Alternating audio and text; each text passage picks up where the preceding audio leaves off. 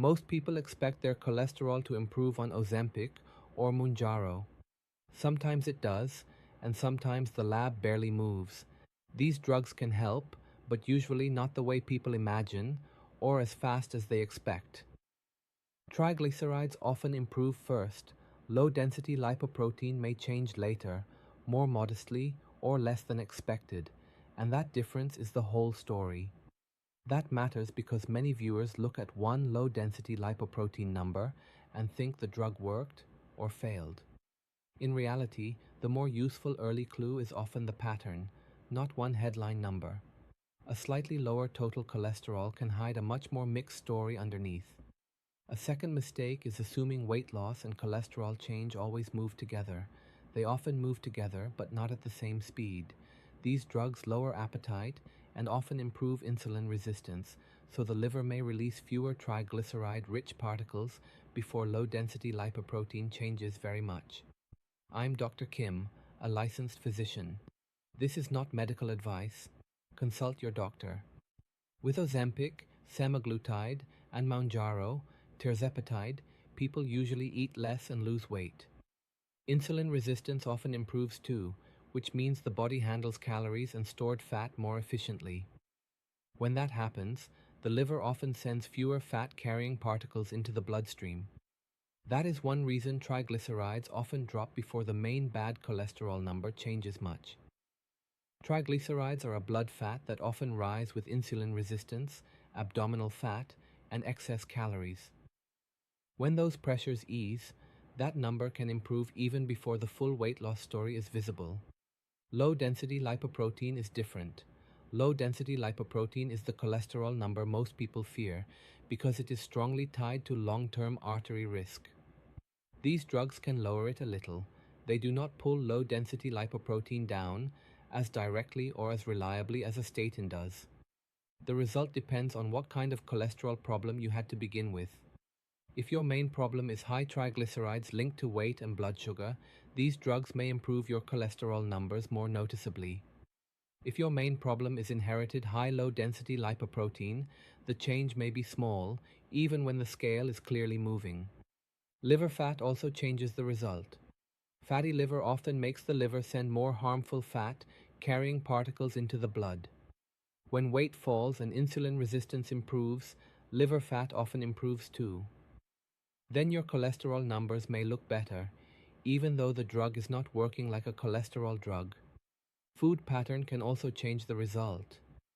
If appetite falls but most remaining calories still come from fried food, butter-heavy meals, or ultra-processed snacks, low-density lipoprotein may stay stubborn. Eating less is helpful. Eating differently is often what changes the cholesterol pattern more clearly. Alcohol can muddy the picture too. Some people drink less because nausea or fullness makes alcohol less appealing, and triglycerides improve.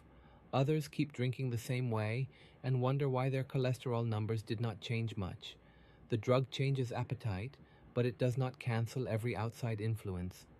Even when your cholesterol numbers look better, your long-term heart risk may not change enough to relax. Many people see modest improvement, feel relieved, and assume the dangerous part is over. That is often too optimistic, especially if the starting risk was already high. High-density lipoprotein adds another point of confusion.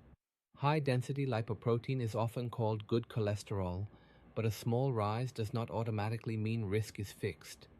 Some people obsess over that number. In practice, low-density lipoprotein, triglycerides, and the full risk picture usually matter more during this kind of treatment.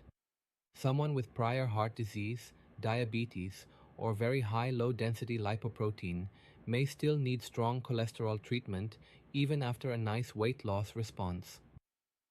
The drug can improve the background conditions. It may not erase the need for statins, follow-up, or a stricter target.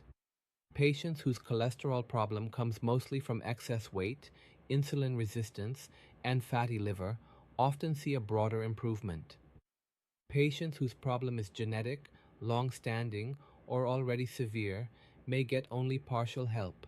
The same drug can look powerful in one person and modest in another. Mixed lab results can also mislead people. Some people see triglycerides fall while low-density lipoprotein barely changes.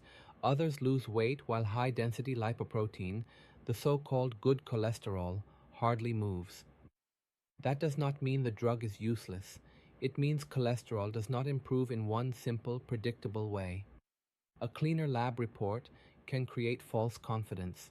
That early relief can push people to relax too soon after a few better numbers. Once people see a few better numbers, they may loosen diet, skip follow-up, or stop a statin on their own.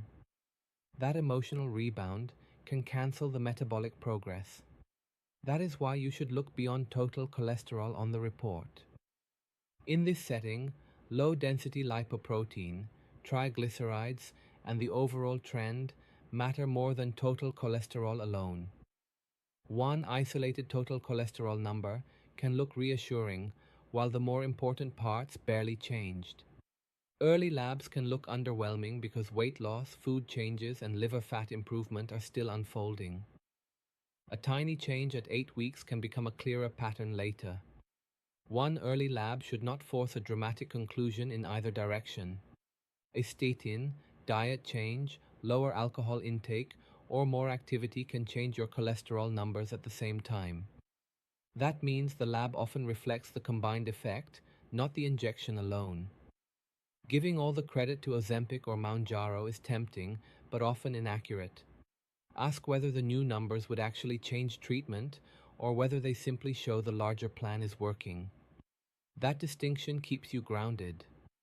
A mild low-density lipoprotein drop is good news, but not always a reason to ease treatment. Cholesterol changes themselves usually do not cause symptoms you can feel, but chest pressure, sudden shortness of breath, facial droop, one-sided weakness, or trouble speaking are emergency signs. Those symptoms are not a lab discussion. Severe vomiting, dehydration, or very poor intake can also confuse the picture by changing symptoms, eating patterns, and dose decisions. That may not directly worsen cholesterol, but it can make your lab results harder to read and deserves medical attention. It can also lead people to skip food, change doses on their own, or misread why the labs changed. Treat these drugs as one part of a bigger health plan, not as a replacement for cholesterol care. Follow repeat labs over time. Keep prescribed cholesterol medicine unless your clinician changes it, and judge success by risk reduction, not by excitement over one number. Bring a simple comparison to follow up. Write down your weight trend, your current dose, any diet shift, alcohol change, and the date of the lab. That small checklist makes the conversation far more useful. It also prevents one impressive number from driving the whole decision. Prevention stays boring, which is why it works. Keep saturated fat reasonable, keep fiber high enough, keep protein adequate, and stay physically active. If the drug helps you eat less, use that window to improve food quality too. Less food alone does not guarantee a better cholesterol pattern. The bigger goal is not prettier paperwork. The goal is lower long-term heart risk with a plan you can sustain. That usually means pairing weight loss with durable habits and the right medication mix. It also means not expecting one injectable drug to solve every metabolic problem. On Ozempic or Mounjaro, triglycerides often improve first, and low-density lipoprotein may improve modestly. The size of change depends on what was driving your cholesterol problem in the first place. These drugs can improve your cholesterol numbers, but they do not work like primary cholesterol treatment. Medicine simplified. That's what this channel does. If you want more, hit subscribe. This is not medical advice. Consult your doctor.